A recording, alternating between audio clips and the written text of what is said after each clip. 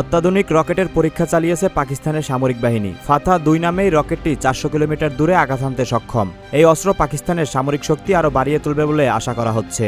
বৃহস্পতিবার এক প্রতিবেদনে এই তথ্য জানিয়েছে পাকিস্তানের সংবাদ মাধ্যমগুলো। প্রতিবেদনে বলা হয়েছে, পাকিস্তানের সেনাবাহিনী সফলভাবে ফাতাহ-2 গাইডেড রকেট সিস্টেমের পরীক্ষামূলক উৎক্ষেপণ করেছে। এই রকেট সিস্টেমের পাল্লা 400 কিলোমিটার। রকেট সিস্টেমটি দক্ষিণ এশিয়ার পারমাণবিক শক্তিধর এই দেশটির সেনাবাহিনী প্রচলিত অস্ত্রাগারের নাগাল এবং প্রাণঘাতী সক্ষমতাকে উল্লেখযোগ্যভাবে আপগ্রেড করবে।